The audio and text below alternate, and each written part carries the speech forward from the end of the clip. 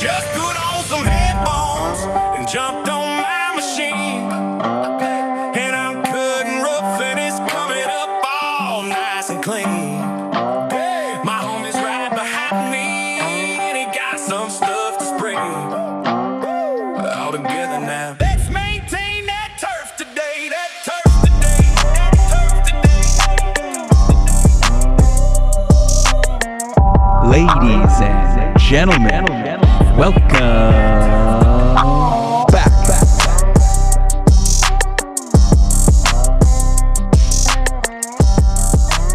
What is going on, everybody? Welcome back to another episode of Turf Today, recorded on the Superintendent Network and brought to you by Toro. I'm your host, Adam Courchaine, joined by my co-host, Brian Laurent, and today we have another great episode lined up. Joining us is one of the most respected voices in the turfgrass industry, Cornell's own Dr. Frank Rossi.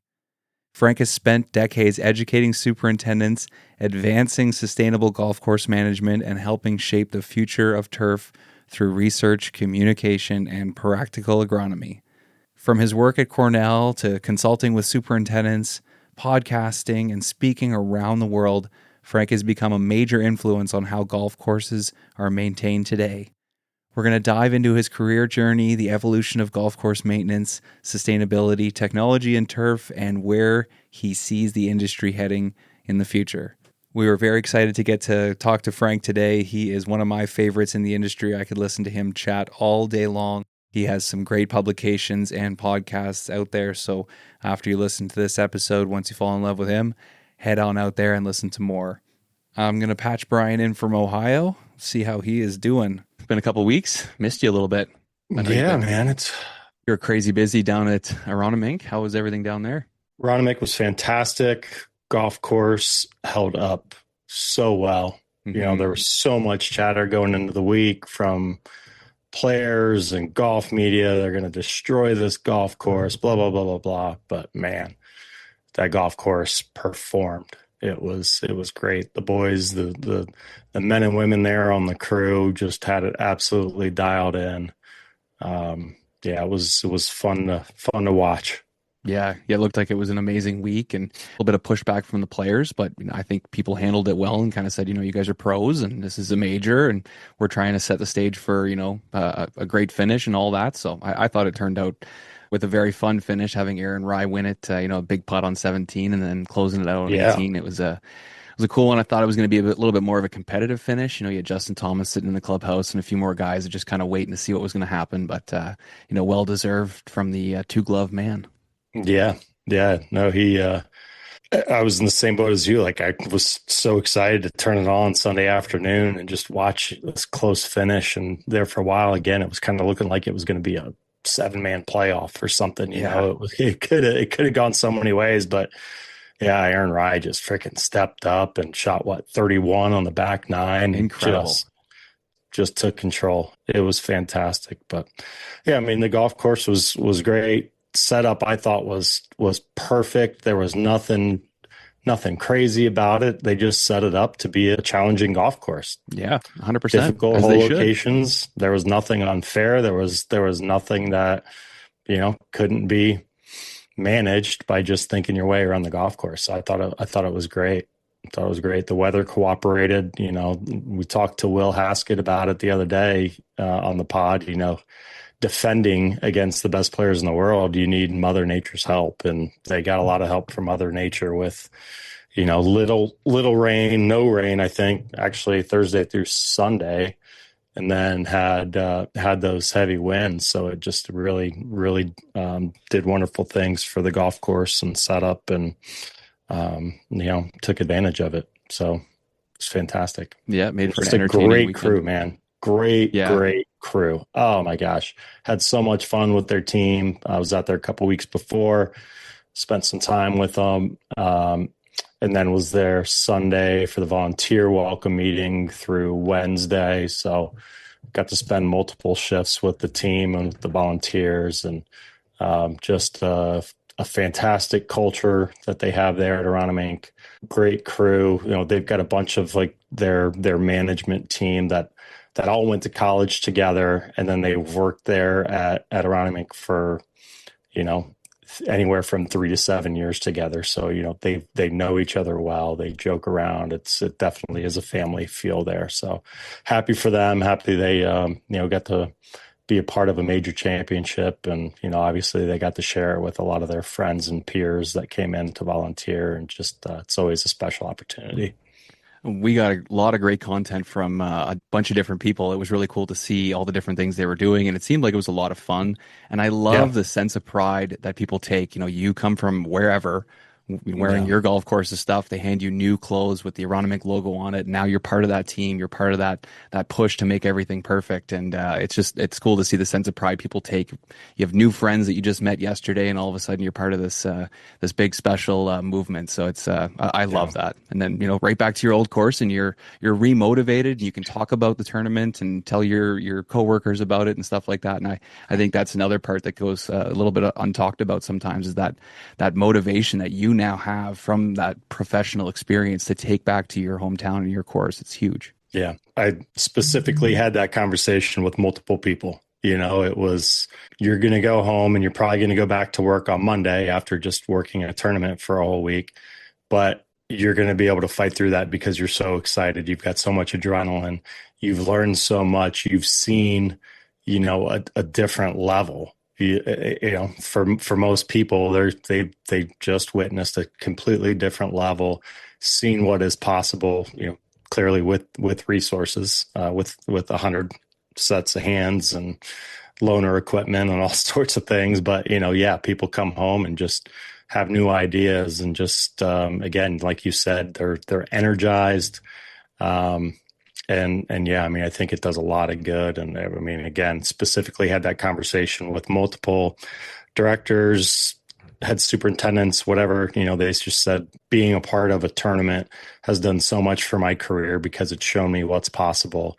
And it's just, you know, given me a new outlook on this industry and just how people are able to come together and make something like this happen. So yeah, always a cool opportunity, especially with, you know, those majors and elevated events and things like that get talked about all the time. So it's fun.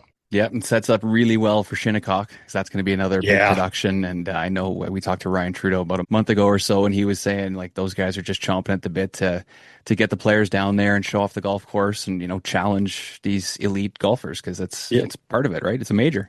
Yep, it's major. Yep, they're on the clock, and you know, Shinnecock never disappoints when it comes to U.S. Open golf. So looking forward to seeing what happens out on Long Island. Yes, sir. It's early, it's quiet, and there's no margin for error. The course doesn't prepare itself, and the people who do it right know what it takes. This podcast is powered by the Toro Company. Equipment that shows up every single day, just like you do. Reliable, precise, and proven. Because when the first group steps up, the work is already done. Toro. Count on it.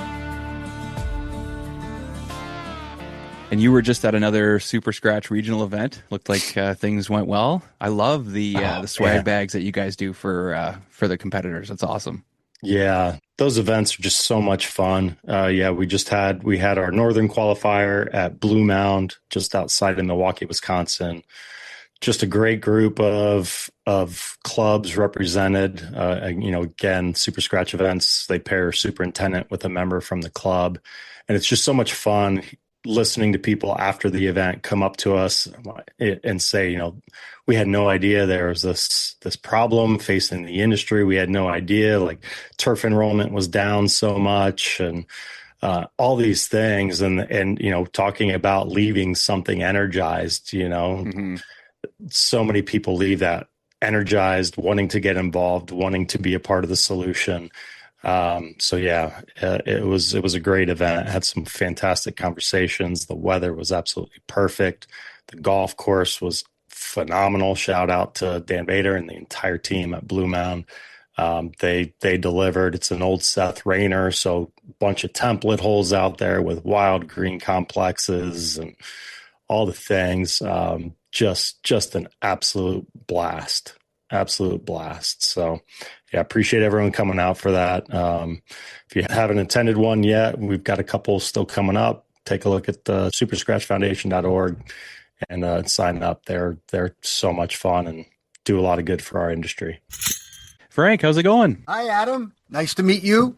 You too. Frank, good Ryan, morning. good to see you again. Yes, sir. As always, graduation week, huh? You got some stuff going on. It's a busy guy. Yeah, I'm the director of the agricultural sciences major. So we got 135 students across 4 years studying agriculture. This is where our, the 4 kids we have in turfgrass stuff.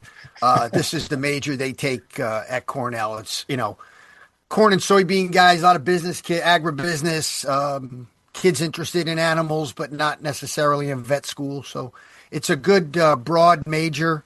I've been doing it for about 5 years. It's great fun. You have to be willing and patient to work with the young people nowadays, right? This has evolved dramatically, right? You see superintendents having to deal with this with employees, right? Just the cultures and how things have changed. I've been teaching 30 years, right? At 3 institutions, Michigan State, Wisconsin, and now here. And, you get to know how students operate, right? And I definitely can tell you COVID has had a big and lasting impact on a significant portion of our population that was in a certain age group. Anyway, good to see you guys. What are we doing? Yeah, What am I doing here? I'm usually the one asking questions. What am I doing? We just wanted a great personality to come on here and just kind of lead the conversation for us. So, you were the guy. Right, We always start these off, Frank, with giving you the opportunity here just to give us a brief introduction of who you are and what you do. So I'm let's see. I don't know. What am I? Well, what I'm currently You sound like me, and everyone asks me, "What do you do?" I'm like, "Well, I don't know. I support superintendents with communication stuff." So okay. What do I do? What am I doing right now? Well, I guess the big thing would be I'm in my 30th year at Cornell University. I got my Ph.D. back in 1990, and I've essentially been in support of golf course, all turfgrass stuff. Right? I find golf is, of course, where the money has been, and of course, how I got into the business and where a lot of the research dollars have been over the years. But it's really been a joy to be able to participate and contribute in science to guys who do the work out in a very ambiguous world, whether it's ambiguous because of golfers or climate or soils or labor. And giving guys some science that makes parts of their jobs easier and better. In my case, always better for the environment. This has sort of been the paramount thing for me. But I also I teach a food systems class at Cornell right now. Wow. I've got the podcast that I've been doing for 13. I'm in my 13th year now. Yeah. I have consulting opportunities. I walk on about 100 golf courses a year. Oh, boy. And I meet with lots of superintendents really all over the world. I was in Japan in February with my old grad student, Micah Woods. That was great fun. So anyway, I guess you'd consider me an academic. I've devoted my, professional life to sort of research and development and quite a bit with implementation. It's one thing to do the science. It's another thing to get the golf course industry or any industry to adopt, that technology or that particular practice. So I've always been as interested in implementing as much as I've been interested in discovering, I guess you'd say. So 100 golf courses a year, Frank. Yeah. Let's just jump right into it. What is the pulse of the superintendent? What is the biggest challenges that you see over and over again? Well, okay, let's start with the context, right? You guys are young. I think I got kids your age. And I'll tell you, this is the best golf has been in 40 years. we had a little run around Tiger Woods, but the problem around the Tiger Woods era was that we had an oversupply of golf courses. So even though rounds were doing well, everybody really wasn't benefiting. And they had, built a lot of these $200 a round public joints. And, that just crashed around the Woods thing. And, from Woods until the pandemic, we were losing 200 golf courses a year. I mean, everybody was scraping by. I travel around with distributors, service reps that sell Civitas, by the way. And so I get to see a frontline view of sort of what the perception is. I got to tell you, challenges, their biggest challenges is, what infrastructure project they have to manage now. I go very few places that aren't investing in deferred maintenance, right? When golf was sucking wind. Right? Nobody was spending money on infrastructure. So you got a lot of old irrigation systems. You got a lot of old bunkers. You got a lot of old complexes. You got a lot of old stuff that needs a reset button for the most part. And so I see a lot of capital projects. I see, of course, in some places more than others, challenges with labor. But I will say, I don't go to a single golf course where we don't talk about the impact automation's about to have. I don't understand. We're going to hit this inflection point. We're doing some really critical analysis of a variety of factors. My colleague, Carl Scamenti, and Carl just built a tool, sort of, you enter in a bunch of stuff about how old your fleet is, how many acres, right? What's your lease, that sort of stuff. Maybe 25, 30 questions that you answer, and it sort of spits out a return on investment, right? And I will say, the easiest place for guys to start is their range. Get the range going. Not only to, get your staff off of that, but get those knucklehead kids that drive the carts. Run over the flags out in the middle. Run over the flags, bury the balls. There's probably balls 10 feet deep in most of these ranges. Everywhere. Anyway, so I think right now, I'd say it's a very interesting time to be in the golf course industry. And I would even say, in 2009, when everything sort of got sucked out, right?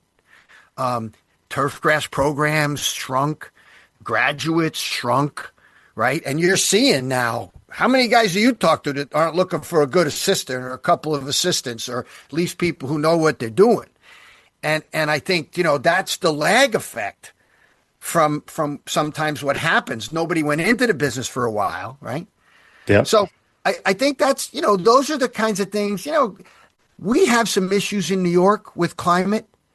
When I go to Colorado, they're very worried about water because of the lack of snowpack out there. I think same in Southern California, but also in places like Seattle and Portland and Vancouver, where they're also going to face water restrictions because of where some of their water comes from. So, those kinds of issues are going to be more pressing and regional by their nature. But I don't know, a couple of years ago it was cloudy in Florida, right? And nobody could play golf in the winter. Everybody was whining, pissing, and moaning. I haven't heard that for a while, so I got to believe golf's good in Florida. And Florida and the desert is a big part of what sustains golf, right, through the winter months. Anyway, the other thing guys complain about is a lot of people play and they can't get their work done. Yeah. They need 40 guys in the morning and 4 guys the rest of the day because you can't get anything done. Well, certainly are a lot of challenges, and we're very fortunate to have people like you to help solve some of the problems out there. And like I said when we started here, Frank, I'm a big fan of yours. Listened to a lot of different shows that you've had.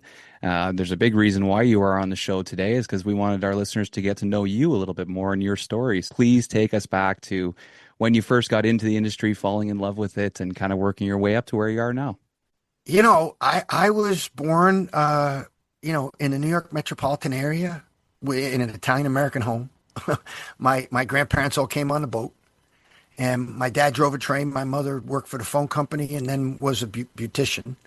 Sewed canvas bags in the basement for Bloomingdale's. And I think my dad had a pizza shop right before I was born. So they've always sort of been classic. Come from a hustling family. My dad's family was from the Naples area of Italy. My mother's family from Bari along the Adriatic Sea. So I start there because I think, I'm very culturally, Italian. I was also raised in a, Catholic family in a Catholic church, and sort of that evolved. That sort of religiosity for me has evolved over time. So, that's sort of the core of, I think, what I am. And I guess, I'm the father of three lovely kids and now the grandfather of a 7-month-old granddaughter. But, that's who I am. Guess what? I started cutting grass. I was like, this is pretty cool. I did it just by happenstance, right? I just started cutting grass, and then my brother-in-law started cutting grass, and then I kept cutting grass, and then I worked for another company cutting grass, and then I went to a golf course cutting grass. And on the golf course, I learned a little bit more about, wow, I would open up the USGA green section record. I'm talking about when I was like 14, 15 years old. And I just was drawn to it. I was a bit of a reader as a kid. I liked to read a lot. I was actually kind of, believe it or not, I'm test out as an introvert, like most academics do. Because I do not believe that. Yeah, well, it is in fact true. It is in fact true. So anyway, I took a liking to it. I really liked the practice of it for a while. I worked in the metropolitan New York area on golf courses and pursued my education at Cobleskill, and then with Bob Emmons, and then on to the University of Rhode Island with Dick Scoglie, Tom Duff, Noel Jackson, back in the heyday, right? Back in the heyday of University of Rhode Island, which is almost wrapped up right now. And then I went to work at the Greenwich Country Club, and as an assistant superintendent under a guy named Paul Caswell. And I could tell relatively quickly that was not going to be an environment that I was going to thrive in. One piece of property working for a particular culture of golf course maintenance. Let's leave it at that. And so I got a bit disillusioned, and I went to a field day one day, and Dr. Scoglie at Rhode Island was asking me how I was doing. I was like, I don't really like it, Doc. I think I want a little bit more than this, than what this is offering me at this stage. And that was back in the day when you could be a superintendent when you were 23, 24 years old. I mean, my pal John Carlone wasn't a superintendent not long after that, and he just retired 40 years. Yeah, superintendent. So. Anyway, so then I went to grad school at Rhode Island with Dick Scoglie, and really I loved it. I found something I liked. I liked the study of it. I like cutting grass. I still cut grass today. But I really like the study of it. And I think being a superintendent, and then when I was at Rhode Island, I ran this little estate course. They had like 6 greens and a bunch of tees. And I had 2 guys that worked with me. And so there's my little, being a golf course superintendent days. But I worked at Point Judith Golf Club. And, when I was there, I cut greens with Dan Cunningham, who's been the groundskeeper at Yankee Stadium for 39 years, 40 years himself. So that was it. And then I was not going to go any further. I wanted to be a green section agronomist for the USGA. There were no jobs. An opportunity opened at Cornell University. My first wife left me, and off I went to Cornell. And 3.5 years here. Then I got my first job at Michigan State, working with Bruce Branham, Paul Ricci, Joe Vargas, just Eric Miltner, Mike Saffel. It was such a crew back then. Dave Smithley. Yeah, I mean, I got the heyday of that particular place. I got to tell you, that was, and that was where I learned about working in a team.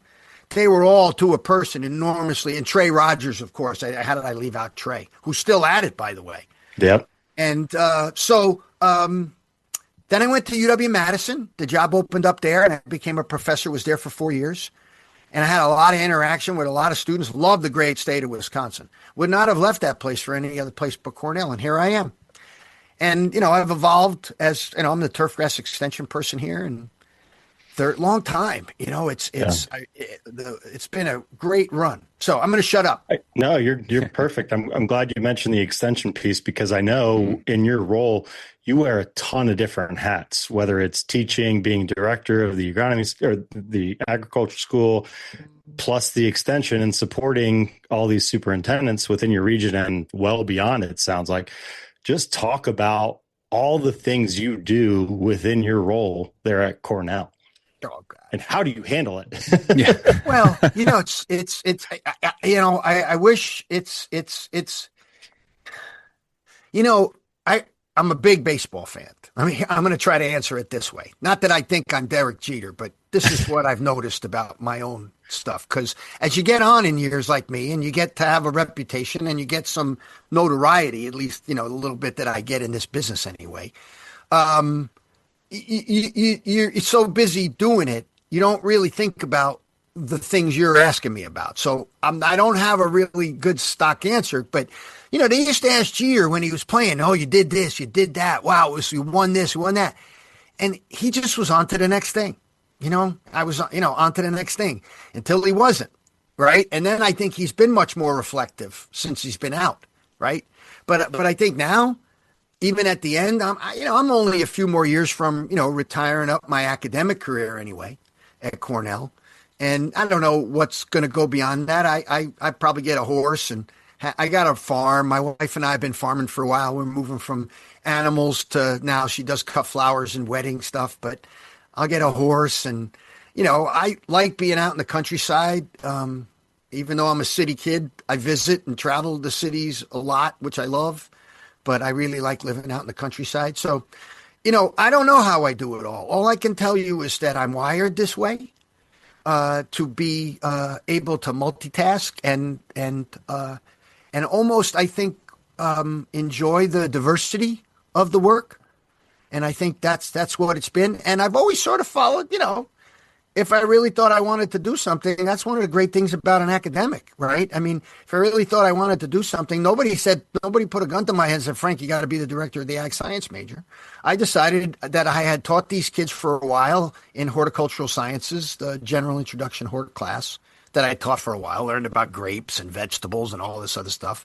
And I guess you'd say I really like learning.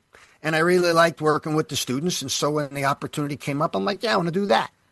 Now, my wife will tell you, that's taking it out of me. I will tell you, it's not like you do these things and they don't exact the cost. And this is sort of the grind. I learned it back in the day where you were working 100-hour weeks. And it was just you never thought about leaving a place till 6 o'clock at night if there was potential for wilt on these poa greens with, this much root. I'm talking about even before we understood what anthracnose was. Back in the days when I was dragging a hose back then. So, I developed I come from working class Italian Americans. I like to work. I'm curious about things. This is what I've decided to be curious about. There are just many things. That's why I think I'd have the podcast. I love asking people questions about, the stuff that they do. We are back with another Ask the Agronomist segment featuring Ph.D. agronomist Tony Goldsby from the Andersons. And our question this week comes in from Elise McPhee. What is the safest way to deal with geese laying eggs on your property? Awesome. Well, thanks again for having me on the show this week, Adam. And thanks again for all the great end user questions. And Elise, yeah, I had to do, honestly, some digging myself, right? So I'm an avid waterfowl hunter myself, but honestly don't know a lot about caring for geese or relocating them in this case. So yeah, I, did a little bit of digging and was honestly pretty surprised to find, you really got to be careful and follow your local wildlife regulations because most places, geese and their nests are are considered protected areas, right? So really getting in them and, doing anything as far as relocation in most cases is kind of a no-no. So probably a better and safer approach in most areas is going to be working with a licensed wildlife professional or removal process that, someone who knows how to actually manage that nest can help you to, understand what the proper time of year to make that move would be, or if it's even possible. And then really long term, how can we modify that habit to make sure it's not quite as attractive for future goose populations to move in. So some of the big things that they were hitting on that, they might mention when you're going through that process is just reducing easy shoreline access, right? So if they've got a really easy way to get in and out of water, that's obviously going to be a really nice, attractive place for them. Taller buffer vegetations, right? All great things that I think are probably things you see on a lot of courses too. So probably why we naturally see geese. and then really just minimizing those feeding opportunities, right? So if you can kind of take away that area where they can't get to water really easy and they don't have easy access to food, obviously it kind of pushes them down, no pun intended, to the next course or next place that they can, go find a little bit easier buffet to get to. So, and then I think, long term, you might be able to find a way to relocate them. But typically it's, like I said, probably better to try to put them on a part of your course or an area where, again, you could have them and they have a little bit less impact versus where they are today. But, always go to the pros. Like I recommend, reach out to a wildlife professional. They can definitely come up with a plan for, how to kind of handle them in your area, but definitely something that, also a lot of other ways, whether it's the flyaway dogs I've seen at the golf course show every year or two. A lot of ways that you can obviously help to keep goose populations down and impacting your course. So that's what I was able to dig up, Adam. So keep them coming from the tough questions, but that was definitely a new one for me. Yeah, I guess it depends really where you are. Up here in Canada, Yeah. we it's the Canadian goose, right? So we deal with them quite a bit, and it's always an issue every spring when they're trying to nest and lay their eggs. And we have dogs that chase them on the course, but it's still it's still an issue. And the biggest thing I've found from over the years is that even if you disrupt the nest or take the eggs or do something to the eggs, they're still going to try and lay eggs there. They're still going to try and live there and raise young there. But you really have to try and push them off the property and show them that this is not where you want to raise a family. This is not a safe place for you. They're not very smart animals. But if you're able to figure out ways to get them to move along their way, like having dogs or lights or loud sounds or whatever it is, if you're able to move them on, that's really good, because then they raise families somewhere else. And usually the geese come back every year to where they were born. So if you can eliminate them kind of being born on the golf course, then you shouldn't have the issue. The issue is when you do have someone born on the golf course, which happens, that's where they want to live, and now they're protected, and you try your best to try and keep them, alive, because there's coyotes and other things, right? So it's always been a battle for us, but I've always found the best way is to try and just show them that this is not the safest place for you to live. There's lots of other ponds and habitats around, so get out of here. This wraps up another Ask the Agronomist segment featuring Dr. Tony Goldsby from the Andersons. It seems like a renewed appreciation for the trades has hit society as the work's become more scarce. You can't find a plumber, can't find an electrician, can't find a competent greenkeeper. And I think what people didn't understand, and I think we all know about this, but we're fighting the sort of perception, what are you just cutting grass? Yeah. What are you doing? You're just cutting the grass. Just make sure the mowers work, right? And so it's skilled work, even at the person running a rough machine or soon to be overseeing a bunch of robots. Yeah. So, anyway. I'm glad you brought that up. I mean, why do you think we are in that lull of turfgrass program enrollment, and how do we remedy the issue right now? This is a touchy subject, because my particular view of it is that there just aren't a lot of kids that look like the three of us who want to do this work anymore, even at the managerial level, because of the hours and the environment. I mean, listen, I have 4 sets of rain gear. How much rain gear you guys got? Yeah. You know what I mean? Too much. Yep. You don't walk on 100 golf courses and not have tons of rain gear and shoes and hats. I've always got the excuse, though, that I've got a video camera usually with me, and so There I'm you just go. like, I can't go out, guys. Sorry. I mean, when you go, I was with Eric Johnson just a couple of weeks ago at Chambers Bay, and what a great joy. He's one of the great professionals in this business, right? Represents that sort of tree of Bandon, Spyglass, Oregon State, Tom Cook, that great stuff that goes on up in the Pacific Northwest. And, he was talking about it's getting kids to want to do this work is not what it used to be. And so I think that's where it starts. So there's 2 ways to go. One is we have to find young people in earlier years who are not looking for necessarily a college education. Maybe a certificate. Maybe, there's trades that are taught in the high schools in New York State.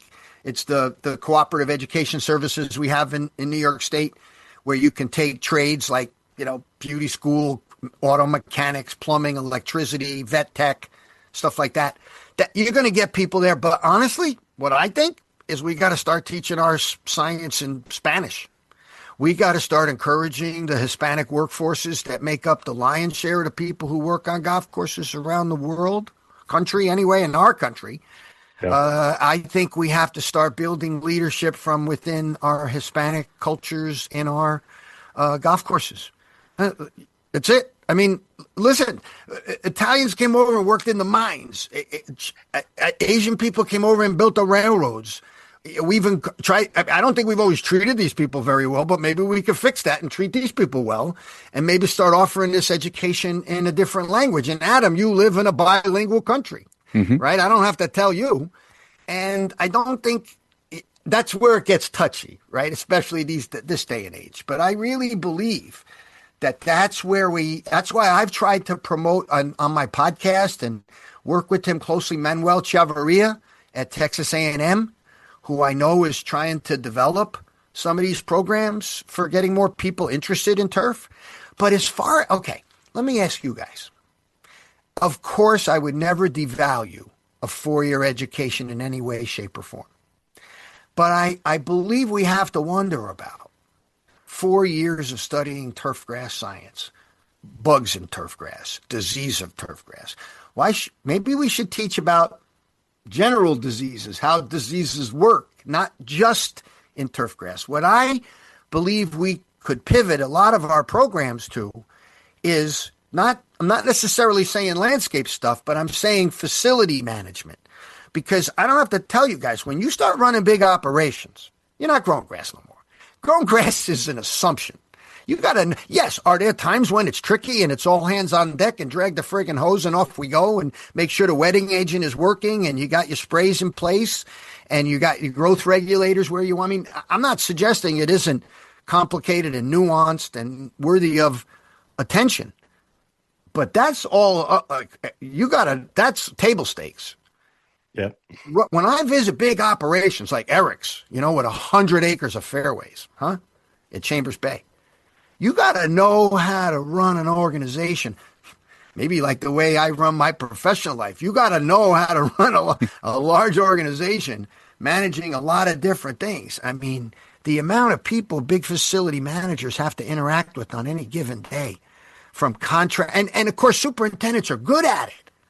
And therefore, you know what happens? More stuff piles up on their plate, right? They tend to be one of the most, responsible guys at the place. So I don't know how to fix or change or pivot from the traditional turfgrass model for what we've got. I think we may attract more people with other degrees into the 2-year certificate programs. I love that path. And I know Trey and I think John and a bunch of the other 2-year programs have seen that. Where, they've gone for English or history. Heck, Andy Wilson, who runs Bethpage, was a history major, English major, right? And got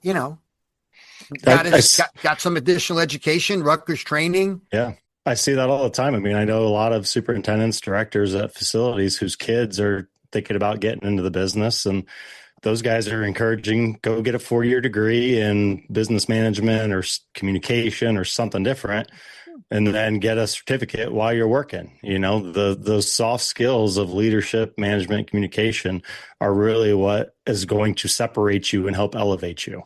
100%. Dave Dudonis, one of my former students and one of what I consider to be one of my closest friends, who runs Westchester Country Club, right? Grew up working guy. He was a hockey player. He was a goalie. There you go. He played for Saranac Lake in Adirondacks.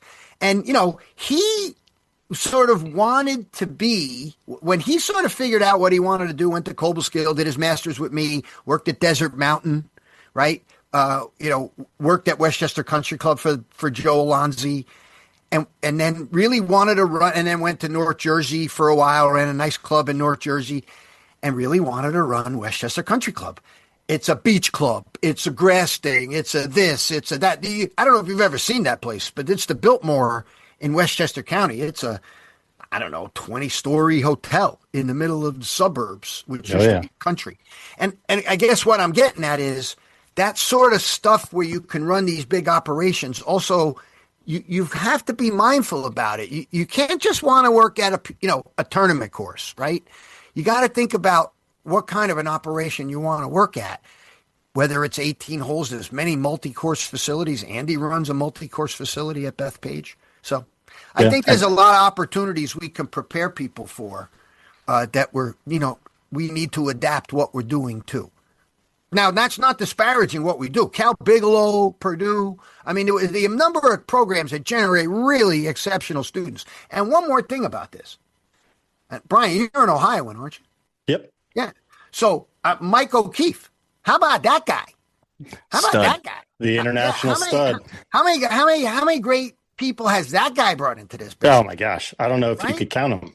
So how about we just clone him and get a few more guys? Because that's a terrible idea, Frank. Talent. That's a terrible idea. We don't want to clone Mike O'Keefe. That'd be dangerous. There's only one.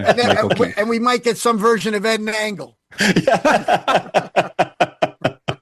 Who I love too, by the way. And there's another thing. Those guys down there, is that where Don Petrella is? No. Who's down there? No, he just moved on, I think, to Minnesota. Okay. So who's down there with Ed? At that Honestly, Ohio? not even sure. Not even sure. Is it Worcester? Worcester, yeah, Worcester. I'm honestly not 100% sure who they brought in. Because the other thing that they're doing, and not enough people are doing, is the damn equipment manager job. Yeah. Yep. Okay? And how quickly that's changing, right? Used to be you were a pretty decent small engine mechanic. You could probably figure out how to work on reels, okay? Yep. Now it's reels, it's a little bit of engines, it's electric, it's computers, it's emissions, it's forget it. You know what I mean? You got to have, you go to an operation like Whistling Straits, you got to have an army of guys between that place and the Irish course out there, right? Just a facility like that, you got to have an army of guys managing the equipment shop, and they're not training them quick enough either. Certainly, There's a lot to say here. Yeah, I mean, this is where I think developing it as a trade, right? That it pays pretty well. Yep. Right. Well, I think that's one of those other misperceptions that you're talking about. You know, I think from all the research that I've done and I've seen, the starting wages are now comparable to the other careers. You know, kids are coming out with 4-year degrees in sports management or whatever. You know, we're up there now. I currently have 4 students this summer from Cornell University, the most I've had in my 30 years here, working on golf courses this summer for 2 reasons. One is they sort of like working outside and have had some exposure to golf or to sports turf. And number 2, they get housing. Some get a signing bonus. They make good hourly. They're all farm kids. They're perfectly happy to work as long as the day is safe to work. And they're like, yeah, I'll do that, Dr. Rossi, all day long. And so we've got them scattered. So, you know, it's good. Here's the thing to keep in mind, back to my context earlier. It's a good time to be in golf right now, right? Great time. And so we can start thinking about investing in the future right now, right? And what I hope is, you know, we're able to sustain some level of play. I think as long as remote work remains a staple of our economies, Canada and America. I'm assuming Canada also has a fair amount of remote work going on. Yes, Adam? Oh, it's a joke. The golf course is so packed every day now. Everybody's out playing. There you go. They call it the golf effect. They track cell phone data, and you literally see 2 to 3 times more people at golf courses with their cell phones, assuming that's, you know, what they're doing there. And 20 more than you've ever imagined. And so it's harder to get work done. But at the same time, that bodes well. Looks like more young people. I don't know if you guys listen to my podcast, but when I started writing before I did podcasts, I used to write articles for Brad Klein back in the late 90s. You guys know Brad Klein? Oh, yeah. Heard the name. Yeah. Brad writes for the USGA, Wall Street Journal, New York Times, won the Donald Ross Award for his book on Donald Ross that he wrote for the USGA. Yeah, he's a preeminent golf writer. I wouldn't call him the Warren Wind of in that layer, but he's like that. He writes waxes poetically about golf. Was a professional caddy, fancies, and you know, on the other hand, has a Ph.D. in nuclear policy. and has published widely in the nuclear policy era. So Brad got me started writing, and so I don't know, what were we talking about before I got on that tangent? Forget about it. I don't know where I was going with that. I lost my train of thought. You were talking about your podcast, and then went into Brad. Well, I started writing before I started doing my podcast. Yeah. And that's what I was talking about. I don't know why I was going to do that, but never mind. And that's how I started doing a podcast. Yeah. I started writing, and then it evolved. It's insane, how much the industry has changed. I've only been in it, about 10 years now myself. And I remember first starting at the golf course, being a hockey player. You go from being kind of the guy and everyone's helping you out and supporting you, and you get to the golf course and you're working hard and everybody's there and nobody cares. And you're treated like the help, and people are saying things to you, and you're like, what? How are these people talking to me like this? I remember one time I had to call my superintendent and say, what does sadistic mean?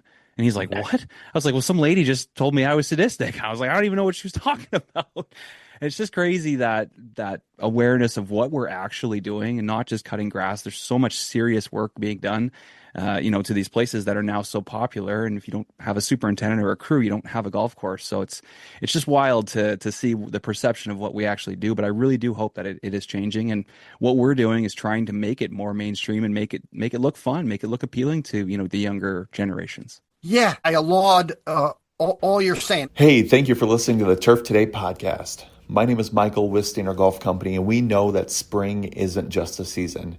It is go time. It is time to get your course dialed in, ready for everything the season has to bring.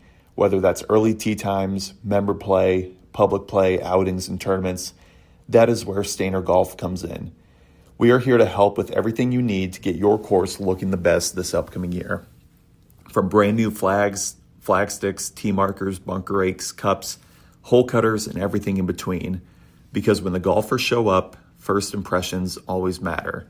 So this spring, open your course and set the standard for some awesome accessories. Now back to Turf Today. Now I remember what I was talking about. I was trying to talk about Jim Copenhaver and Stuart Lindsay from Pellucid Golf and Edge Hill Consulting. These guys have been doing analytics of the way we play and how we play. And, if you got so many rounds of golf you can use in a day, how many are you utilizing, much like seats on an airplane? And, when you look at their metrics and when you start to take apart the way people play, we're getting a lot of people play just a very few times, right? When you look at the number of rounds that we do, you have a lot of people who only play 2 or 3 times a year. And that makes up a lot of the 500 million rounds that we're playing. And I think what we have to think about in the golf course arena, whether how people perceive us or not, I think is a perception thing that's always going to be a challenge for us just by the nature of the work being outside. I think that's changing a little bit. And, but in general, these people aren't thinking much about what we do. But I think we have to adapt and maybe get out of the way. And maybe this is where automation comes in. I've had superintendents tell me that by putting automation around the clubhouse in some way, shape, or form that's visible to the members, the golfers, has raised their credibility as techno-savvy, understanding data, smart. You know what I mean? Because they're using technology just by putting a mower that can cut a 45-degree slope that you got to be crazy to put a person on. You know what I mean? Yeah. So I think, Adam, that's what I would say, that there's 2 things going on. One is we have to think about, the way we present ourselves and sort of, the way we carry ourselves, certainly. And that's always been a bit of a thing. And I don't think you can change the nature of the work. It's work that's outside. It's challenging. You have to work in different elements. And it's a subjective industry. One golfer may say one thing, another golfer may say another thing. I mean, they were going like crazy about Aronimink this past weekend. Mm-hmm. So I think, one is we got to understand who's playing golf. These people a lot of people don't get etiquette. They got speakers. Guys are telling me a cannabis shop opens up outside the gate of the golf course. Food revenue doubles. They want to sell cannabis on the cart going around the golf course. Just saying. Yeah, I it's think there's a changing. lot of ways we have to think about adapting our operations. I think that's the other thing. I think if people get attracted to the game, they actually might get attracted to the care of the course. Yeah. And I think especially as the use of technology coincides, when you think about why a lot of young people are sticking with golf, even though it's hard, is because they can do it on their phone. They can get a TrackMan, they can do a simulator.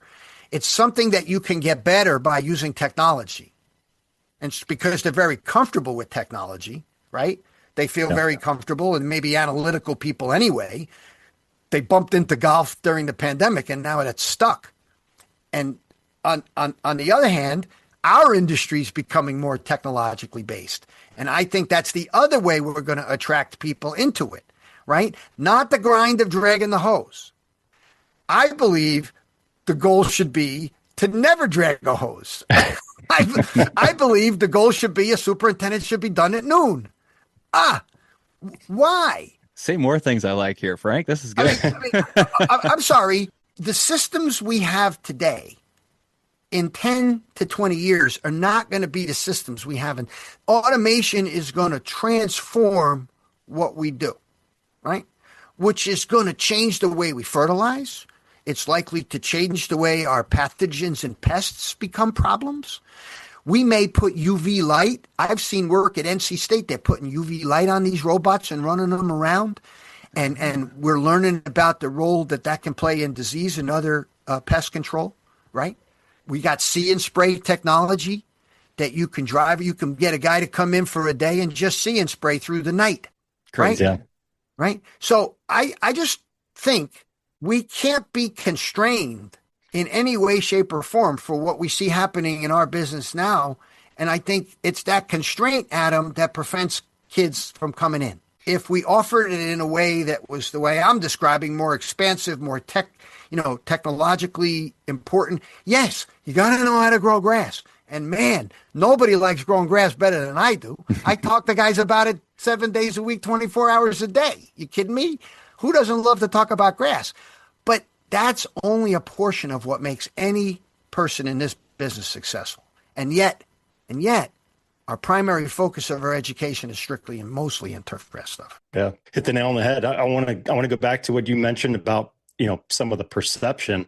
How much do you think we, as our industry, the professionals in our industry, have shot ourselves in the foot by staying in the shadows, not being proactive with communication and things like that? This is a very interesting question. I'm an introvert. You can't be an academic who spends most of my time reading and writing, right? I talk, I have podcasts, I do travel, I walk. Most of the time, I'm with my wife.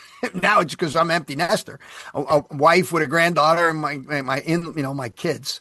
But I spend a lot of time alone, and I think many superintendents, the personality types we get, are introverted, right?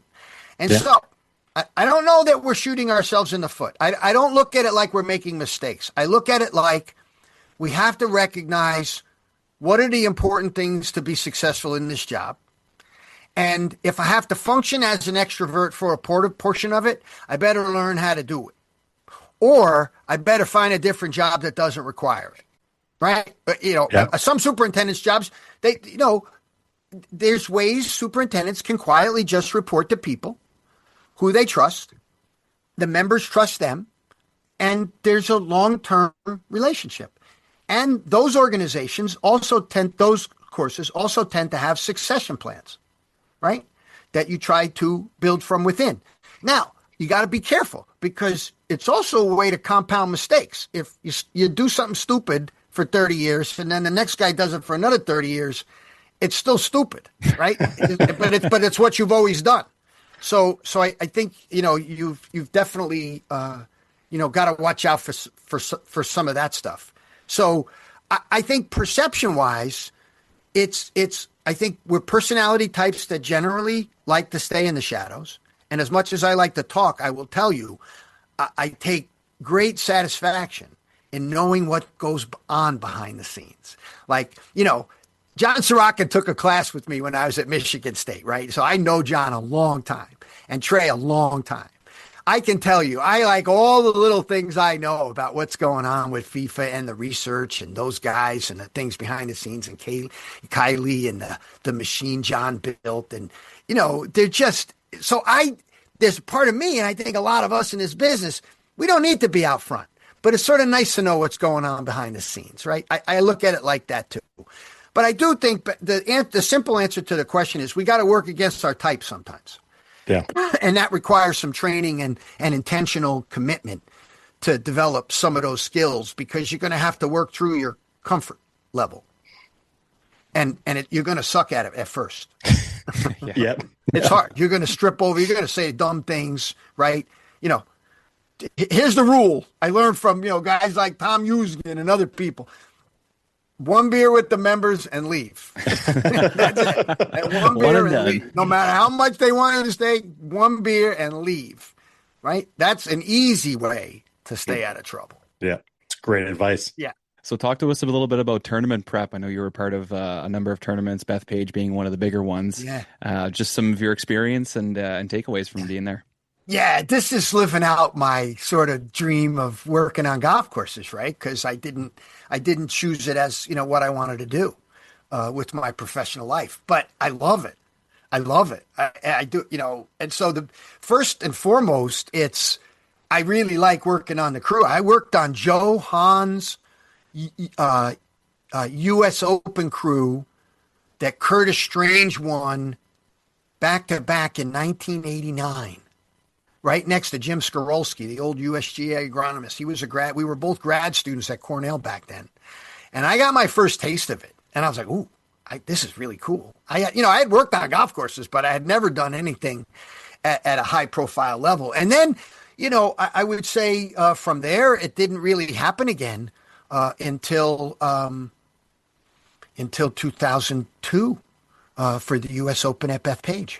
When I got to Cornell, the U.S. Open was awarded to Bethpage, and we got involved with them immediately, training the staff and doing some projects. And I just love the grind of a tournament like that. I love getting up in the morning. I love the camaraderie in the tent in the morning. I'm a morning person, so if you give me a cup of coffee at 3:30 in the morning, I'm pretty good to go. Right? I mean, I might want to nap at 9:30, right? Yeah. I might want to nap at 9:30, or I'm not, I don't make it through the day like these young guys do, and then they drink at night and forget it. You look at them on Saturday, they're a hot mess, that crew. It's so great. So there's these cultures to these volunteering efforts. But, sometimes it's a great, easy peasy. So there's like nothing to it. It's full enjoyment. And then there was 2009 at the U.S. Open at Bethpage, where we got 6 inches before the U.S. Open and like 3 inches during the tournament. It was, forget it.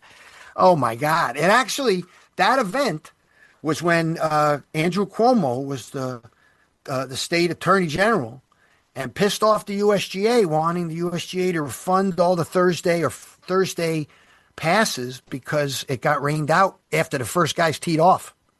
Yeah. And Cuomo disparaged the USGA, and that was the end of the USGA at Bethpage. And if you see, we got involved with the tour and then the PGA of America after that, which now looks like it's a lasting commitment. So anyway, I love prepping for tournaments. I do nothing. You got 50 guys to do 3 jobs, right? I've used scissors to cut around sprinkler heads, right? All the knucklehead stuff you do. But you also, I will say, you see the U.S. Open, the USGA people are one end of the spectrum, where they're completely ridiculous about the thinking that they put into every single pin position. And then there's Kerry Haig, up until recently, really sort of stayed behind the shadows. But in the last few years, he's been struggling a little bit with setup. He got criticized at the LPGA event down in Frisco. I think that golf course is taking a lot of criticism from my pal Gil Hance and Jim Wagner. That golf course is taking some criticism. I know it's hard and dry. That's what we built it to be. So anyway, Setup matters a lot. I've always surprised how much people whine about setup. And that's been really interesting to see behind the scenes. My staff got very much involved with the Ryder Cup. We had a lot of data that we were taking in the run-up and during. We were told to do something and did it. And then I got to tell you, this may not be a popular comment, but as far as I'm concerned, Keegan Bradley, Justin Thomas, and even Scheffler, they can pound sand as far as I'm concerned. They disparaged the grounds crew and the setup, and I think Keegan needs to take full responsibility, not only because he's a knucklehead Red Sox fan, but because he really failed. He abdicated his responsibility, I think, to work with the maintenance staff. He's the one that decided how that place had to get set up. And you can tell I'm still a little grumpy about it because you guys know, you bust your ass that this is not, and a lot of people take issue with volunteering. I get it. I get that argument too. People, we shouldn't volunteer, blah, blah. Okay. There's two sides to this. I'm like, I get paid to do it. I choose to do this with my time. Everybody can think what they want, but it's an enormously valuable experience. I encourage young people to do it. Just to be around your profession at the highest level is I think, the greatest joy. I just love watching superintendents produce these enormously high-performing surfaces. I have just the greatest admiration for those guys as much as I have for my, guys that run munis in Denver, putting 60,000 rounds through. Huh? So something I've been staring at and been waiting to ask you this entire conversation. That quote behind you is fantastic. Every path has a few puddles. Love for you to talk about that and how it relates to this industry. Well, the first way it relates to this industry is it didn't stop effing raining in the Northeast for the last 2 months. We're just soaked in many parts of the Northeast. Now, there's also quite a bit of dry spots. So, listen, I can tell you, I learned a lot more from my failures in my young life, and I made a lot of them early. I got a lot of the dumb shit. I still doing it, but I got a lot of the stuff that, can cost you more when it happens when you're older. It happened to me when I was younger. And, I had a great family that supported me through it. And you'll hear my kids say this, I believe that part of raising kids is to have them face some adversity, not to shelter them from everything. And, I used to, my wife should be, oh, look what my daughter or son, I'm like, it's good. They should have some adversity, right? They're supported by us and the family around that we move back to be near, right? And I think sometimes we forget that that's, part of the process. And, I'm not, and I work in an environment, right? I mean, this is where they're supposed to be doing and making mistakes, right? The environment that I've devoted my professional life to, whether it's superintendents out there or students on the campus, has been, helping these kids make sure they understand that, sometimes it rains a little bit too much and there's puddles. And you got to decide. When you're really little, you see the kids jumping up and down, making a splash and having a ball. And as you get older, you maybe avoid them a little bit. But somewhere in between, you hope you don't slip and fall in them, right? But I tell you, when you do, it's getting back up that matters. Listen, Brian, Adam, how many guys in this business are on their second or third jobs, right? Because things didn't work out. Sometimes things don't work out, right? Sometimes, and it's sometimes a good learning experience from it, right? And absolutely. So I've watched a lot of superintendents rebound very effectively from this. So that's all it is. It's just, you gotta get, I'll tell you something weird. I figured out weird about myself. The two sports I like the most, baseball and watching golf. I don't play golf very well, but I like to play once in a while. They're actually games that are very slow, methodical, right? And most of the time you fail. Most of the time, I mean, you're a baseball player and you get a hit 3 out of 10 times, you make it in the Hall of Fame. Yeah. Right? Same with golf. right? I mean, you talk about what these guys were talking about, these little areas they had to hit it into, or eventually somebody's got to start making a putt, and Adam Rye did, right? I mean, you have to sort of put up with, you're going to fail more times than you're going to succeed. And when you, I mean, especially as an academic, how many grants I've written, I never gotten a dime. Yeah. It's all about the experience, right? Yeah. Yeah. I want to be sensitive of your time here. I just had one final one written down. There's so much meat in this episode. This is going to be fantastic for our community. But going back to you, Frank, when people look back at your career someday, what do you hope your biggest impact on the industry was? I guess it starts with the people that I've worked with. I think the students, undergrads, and especially graduate students that have gone on to, contribute in meaningful ways to the industry, would be where I would start. That's, I think, what almost anybody who does my work feels like they contribute the most to. And then I would think after that, if you looked at the sort of, I have a variety of things that I publish papers on, from, pesticide reduction and nutrient use and nutrient uptake and pre-emergent crabgrass stuff to machine learning now. I'd like to think that we've contributed in meaningful ways to the scientific conversation to move the industry forward. And first and foremost, my emphasis has been on sustainability since I used that word back in 1990. That we needed it to be sustainable when no one was using that word. So I feel like people, and then projects, and then philosophical approach, which has been, we should be as resource efficient as possible. We shouldn't just spray because that's what the rep says I got to have to cover everything that I'm doing. And I pick on different areas of the industry, right?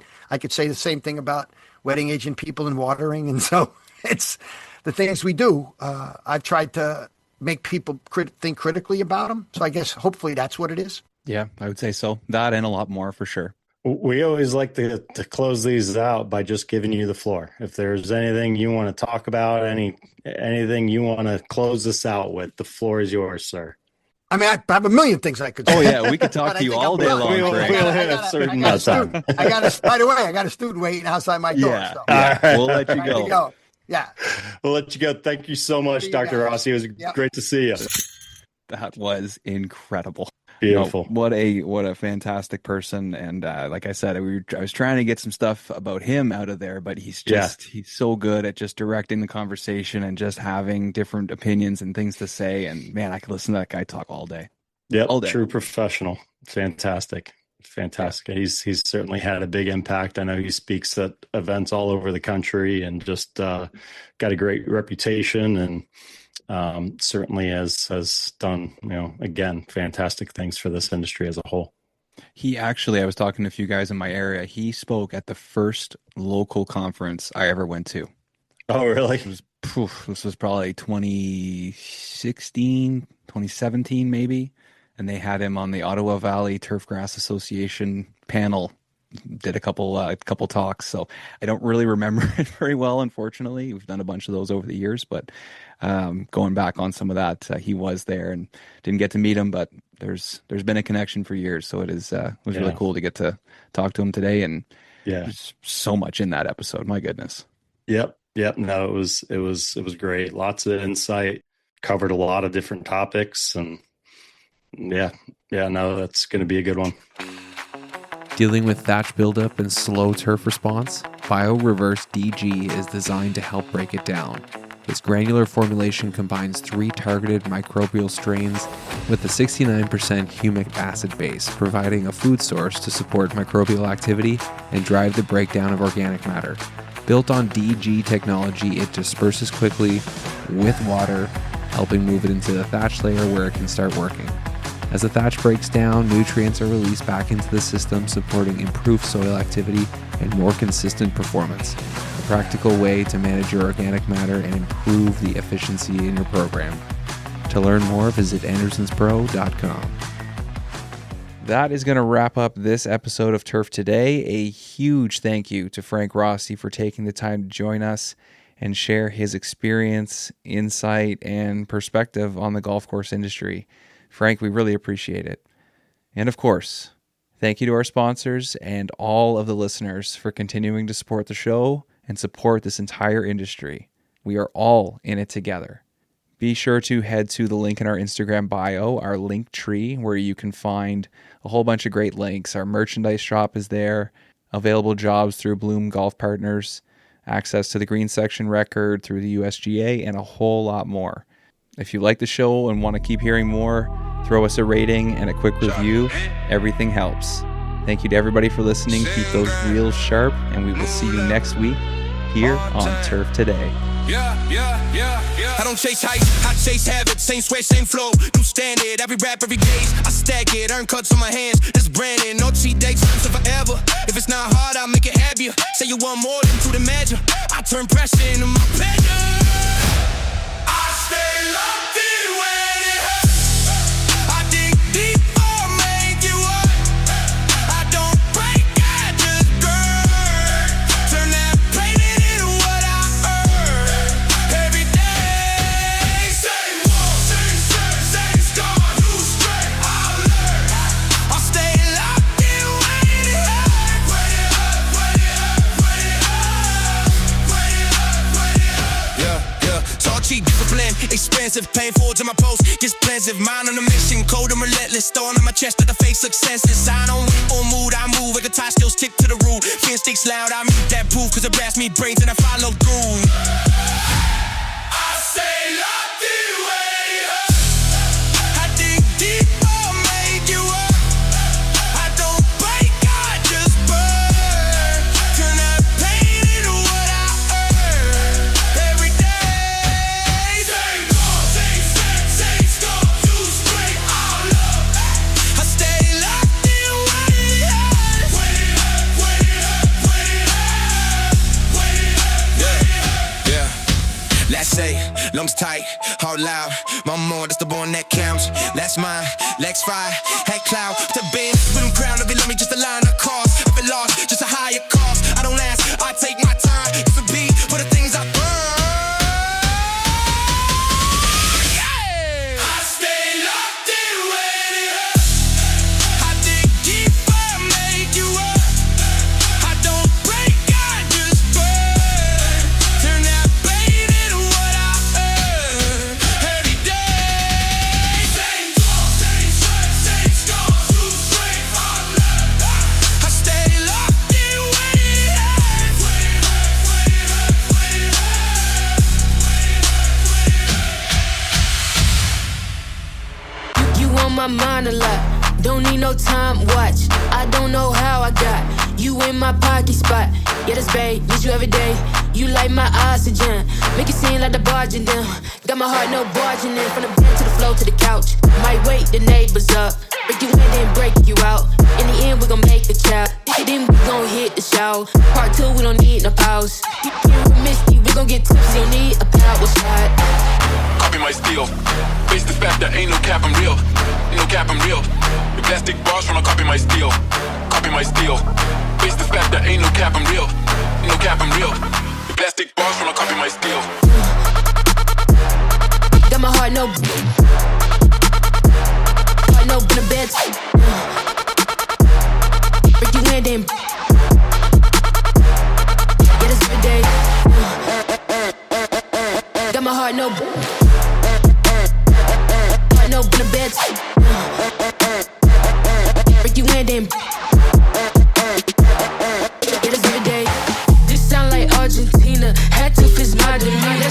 No, they don't want me breathing. Still I rose like diamonds. Got on 3 Jesus pieces, looking like Jay-Z and Yeezy. So far from conceited, but how can I be defeated? I hate to turn my wrist on like I'm Ben 10. Rappers think they doing something, I'm not a fan. I told my dad today, he said it's all pretend. I got back in my bed, now I got no friends. Copy my steel. Face the fact that ain't no cap, I'm real. Ain't no cap, I'm real. The plastic bars from a copy my steel. Copy my steel. Face the fact that ain't no cap, I'm real. Ain't no cap, I'm real. The plastic bars from a copy my steel. Copy my steel.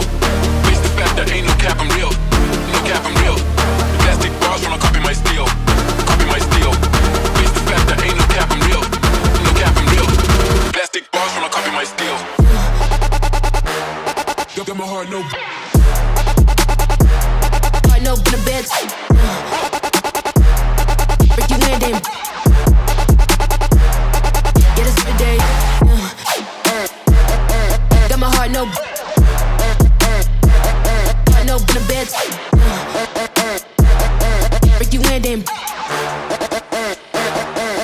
this every day.